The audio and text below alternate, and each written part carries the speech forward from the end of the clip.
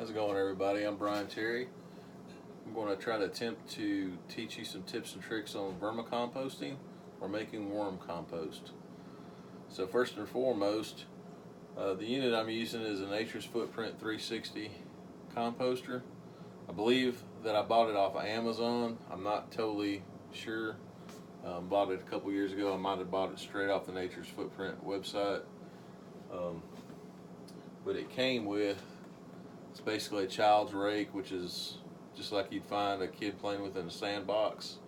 It actually comes in pretty handy, you know. Sometimes if you want to scoop through the bedding and see what you've got going on in there with the worms and whatnot. It's got a little scoop, little scraper basically that you use it when you're trying to harvest the compost, the castings, and it comes in pretty handy. These are basically Bondo scrapers that you get at AutoZone or O'Reilly's, any place like that. It also came with a moisture meter and a pH tester.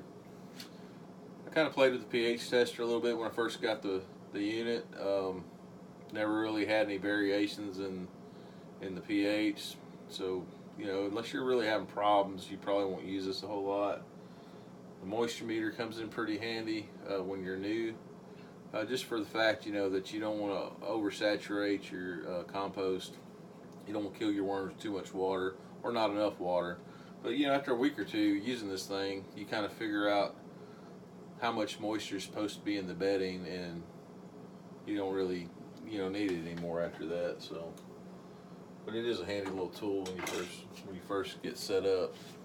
So, you know, as I've said, this is an older unit. I've actually had it for a couple years. I was living in Mississippi with my job, and when I got this job in North Carolina, gave my worms away to a friend of mine at work, and he also does vermicomposting. And you know, he doesn't use a commercial unit. He just has, I think it's a couple Rubbermaid tubs put together, and he has a piece of carpet on top of them that he, you know, covers the worms with, and he says they do great. So when you buy this unit, it'll actually come with a small block of coconut Noir and a small thing of glacial minerals and some pumice stone. And it'll actually last you, I want to say, a good 6 months, because depending on how many worms you buy, if you buy 1,000 worms, it's going to take you a while to get your worms breeding and multiplying and getting to where you're really going through some stuff. It took probably a good 3 months before I was really starting to put out like a lot of worm tea and some good compost. So, you know, don't get discouraged that it's not happening right away. It does take a while, and the less worms you have to begin with, the longer it's going to take, because you just got to have enough worms to process that food and that bedding material and turn it into some compost. It just doesn't happen overnight. So, but what I was going to show you, and I'm going to attempt to put some links where I bought these off of Amazon. You know, after I run out of the initial supplies that they supply with the composter, you know, you can buy still, believe it might be Nature's Footprint, because it says Nature's Agro Products, but it's a big block of coconut Noir, and it's way bigger than what you get with the unit. Costs a little bit, but when you figure up the cost of what it costs to buy a refill kit for this thing, it's a lot cheaper actually. So, got a 5-gallon thing of pumice. It's just a big bag of pumice stone, and what the worms do with that is, you know, they kind of use it kind of like a chicken would. You know, they kind of it helps them to digest. They get the little grains of the pumice, and it kind of works through their system, helps them digest everything. And it's also good for the bedding. You know, it adds some more minerals and stuff in the soil when you have your compost. So you've got your trace minerals. You know, this is a 20-pound bag that I bought off of Amazon. You know, and don't feel like it's necessary to go out and buy these things right away, because like I said, if you buy a commercial unit like the Nature's Footprint, it's going to come with a kit, and it's going to last you 6 months. Yeah, you can buy one thing at a time. You know, if you see you're going to like it, you may get these worms going. Just decide, hey man, I'm going to give my worms to somebody. I don't really care for this. So One of the things I got as well is this Maysa Earth, and what I do with it is I get some little Gladware or Tupperware bowls, and I will fill them up with the Maysa Earth and stick the legs of this compost unit in it. You know, and that way, compost unit is actually very tempting to different types of bugs and ants, especially ants. If you don't watch it, you know, if you have ants that are getting in your house or wherever you got your composter set up, they're going to try to get into your composter and make a nest in there. So you need to try to do something to keep them out. I've also heard of folks doing the bowl trick and putting water in it. That would probably work. You just probably have to keep up with the water and make sure you put water in it. One of the things you want to get as well is a spray bottle. This is just used. It's easier to keep the worm bedding moist. You know, instead of trying to pour water in there, you can just use a spray bottle. You want to probably come in every day, 2 days, and check on them, spray them. You know, if you're like me, you just like looking at them, man. I think they're pretty cool. So you just kind of come in and check on them, you know, a couple times a week or whatever, and make sure they're still alive. So this is your worm ladder. Is basically what they're calling this. Basically what it just sits in the bottom of this unit. This unit is kind of bowl shaped, has a little spout here, and when the worm tea falls through the trays, it collects in the bottom, and you can open this spout and collect the worm tea in this little basket here. So the worm ladder just basically, if the worms fall down into the liquid, it gives them a way to get back out of it and get back up into the bottom tray. So these trays, they have holes in the bottom, and the worms will migrate up and down through these trays, just depending on basically how they, you know, what they want to do. If you're feeding in the top tray, there's going to be some in the bottom tray still finishing off whatever food is left in that tray, but when you start feeding in the top tray, they're going to start migrating up, trying to process that, and they'll go back and forth as they want to, and it's actually pretty amazing. So one thing I can stress to you is once you get this thing set up, you want to keep a light on it at all times. Just when I had it in Mississippi, I had a walk-in closet that we kept it in, and we just kept the light on in the closet.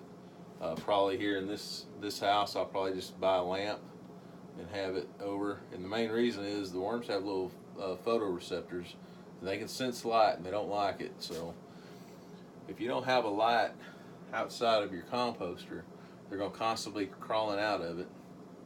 All of them probably won't, but you'll have several. You'll have several that'll crawl out and fall out, and they're just going to fall on your floor and they're going to die. So the first thing you want to do when you're setting up this unit is you're going to take a tray, an empty tray, like so, and they recommend putting some dry newspaper in the bottom. Now, I don't have newspaper, and one thing I found works just as well is brown paper bags, and we do have those. So what I like to do is just either fold them or cut them and open them up and fold them to where they'll cover the bottom of this tray. And this is basically just because when you fill these trays up with worms for the first time, these worms are stressed. Their first instinct is going to be to go down. So you're wanting to keep them in the tray. You don't want them to go straight down and come out the bottom and be down here in the collection pan. You want them to stay up here in this tray, get used to their surroundings, and that'll be that much sooner before they start processing some compost for you. Okay, so what I've done is I've ripped this paper bag in half, and I've put the doubled over edge on opposite ends of the container so that you don't have 4 layers. You've only got 2 layers on this end and two layers on this end. Not that it really matters, but you know, I don't want to double it up too much. The worms are actually going to eat this paper. It'll take them a little while, but that's the beauty of the composting. They can get through the newspaper a little bit easier, but like I said, I don't have newspapers, and the brown paper bags are accessible, easily accessible for us, so that's what I like to use. But so the next thing I'm going to do is I'm going to prepare some coconut Noir. I'm actually going to go outside and do this because it's a big block, and it's very hard, it's really dry. If you've never messed with this stuff, it's kind of like almost the same thing that they put in the flower baskets that you see hanging at Lowe's or Walmart that people hang out on their front porch. That's more of like a fabric type version of it, but it's basically the same stuff. And what they do is they just compress it in this block. So it doesn't take a whole lot of this. Once you add water to it, it's going to expand, and it's going to just make a nice soft bedding for the worms. And you don't have to use this. You can use shredded newspaper, shredded paper. From what I've read, you want to try to avoid, if you're going to use just regular paper, try to avoid anything that's got an excess amount of ink. I don't know if it really makes a difference or not, to be honest with you. But I have used shredded paper, and it seemed to work fairly well. You have to make sure you keep it moist. But I've just had better luck with this coconut Noir. And if you buy it in a big block like this, man, it lasts forever. I ended up using the last block I bought for the better part of a year and give over half of it away to the guy that I gave my worms to. So it doesn't take much at all. You can use other items that grow in your garden. I tried corn husk one time, and the worms loved it. They were multiplying like crazy. They were very active. The downside of it was that corn husks tend to bring in red mites, and they also love the moist environment in the corn husk, and they multiply like crazy, and they will eat your food source and probably end up killing your worms if you don't get rid of them. So that ended up being a mistake that I found on my part. So I'm going to go outside, I'm going to bring this back in and mix it up in a mixing bowl and put it in and show you what it looks like. Alright, I've got the coconut Noir in the bowl, still dry. I didn't use a whole lot, as you can see. Most of my block's still here. And you know, I really forgot how tough this stuff is. It's really tough to cut it. I've got a very sharp pocket knife, and it wasn't hardly putting a dent in it. When I was doing this previously, I'd use a serrated knife, like a steak knife. Something like a sheetrock saw might work pretty good. I mean, like I said, this stuff's really compact and really hard. Alright, so I'm adding water to this coconut Noir. And I don't know if you can see it or not, but it's starting to fluff up and expand. That's why you got to really watch how much you cut off of that block. You don't want to get too much because it just expands so much. It makes a lot more than you think it is, you know, by the time you end up getting some water on it. So it just keeps soaking the water up.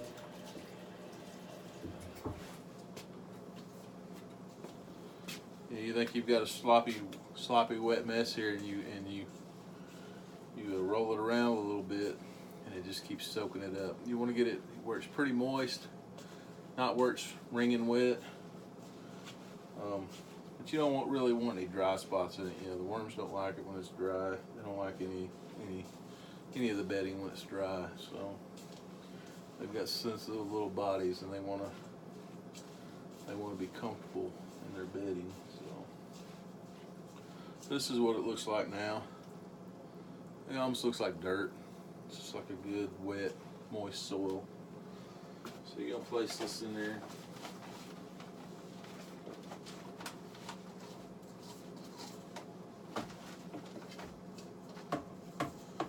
Make sure to wash the bowl out real good, or your wife will be mad at you. Take it outside. You don't want to, probably don't want to get this stuff in your drain lines in your sink. So, all right. So now I've got a couple inches in the bottom of my composter here. I can still see the paper, but that's fine. I mean, there's bedding. There's bedding, and I can still see the bottom of the composter, but that's fine because there's bedding in the package of worms. I'm basically trying to make this video and get these things in here tonight. It's late at night. I've been working all day, but I didn't want to bypass making this video. I wanted to show folks, you know, kind of how to do this. So, all right, now I'm going to mix in some pumice, and this just gives, you know, gives some minerals, stuff like that for the worms. It's just the regular lava type pumice stone. Just going to sprinkle it in, not too much. You don't want it to be just rocky. Next, I'm going to add some trace minerals. It's a really good idea. It's probably not 100% necessary, but you know, the whole reason that you're making worm compost in the first place is to help fertilize your garden, help fertilize any seedlings you're using or making, you know. And the trace minerals is a really good idea because the plants you're growing now are going to use the trace minerals out of the ground, and this just helps put some of them back. Not really going to measure anything here. Just going to get a little scoop out like so. And the only reason I'm really not measuring is because I didn't think about getting a spoon before I started filming, so I'll probably get me a little scoop to keep in here from now on, but just to make it easier. Just going to kind of sprinkle that in there over the top of it. Use my little rake to rake everything around, mix it up. So I bought some worms from Uncle Jim's Worm Farm. You can find them online. I've had pretty good luck with them. I bought several bags of the red wigglers, which is what we're using for this compost. I've also bought night crawlers for my garden when I lived in Mississippi, and they did really well. We started out that garden, we didn't have a single worm in the dirt that we could find. Put about a couple of bags of the night crawlers in there, and when I left, you can still dig them up and find them. And I would periodically feed them things like Prina worm chow, stuff like that. So this is what they come in. They actually had a little sale going for the fall. They had 2,000 red wigglers. I want to say it was like $35. So they send them these little cloth bags. They tie the knot really well, apparently. All right, we're going to add these worms. Hopefully they're still alive. Oh yeah, they're wiggling pretty good. You know, as you can see, there's still plenty of bedding in the bag. I like to save the bag. Once I get my worms established pretty well, there's always a friend of mine or two that wants some worms, either for fishing or maybe they decide they want to compost after hearing me talk about it. There you go, look at all those worms balled up there. Really good batch. That shipped Friday and got here today. It's Monday, so just gonna kind of, the bedding that they came in was still getting pretty dry. Kind of moisten it up a little bit for them. You know, if you're squeamish, you don't want to really touch them, you can use your little rake. Don't want to get your hands dirty maybe. Just want to be kind of gentle with them.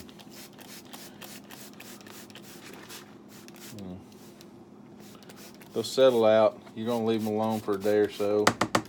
Let them get settled out. Like I said, they're under a lot of stress. They've been shipping. You'd probably be stressed too if you were flying around in the U.S. mail system. So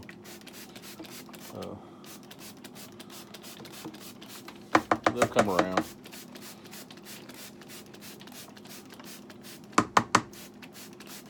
Now what you're going to want to do is cover this with either newspaper or brown paper bag and moisten it. You're going to spray it. You know, if it's newspaper, you're going to spray it just to where it looks like your newspaper when you didn't pick it up on Sunday morning. It got rained on. It's just soaking wet. You know, you don't want to have water running off of it, but you want it pretty moist. And don't be alarmed. The worms are going to come up.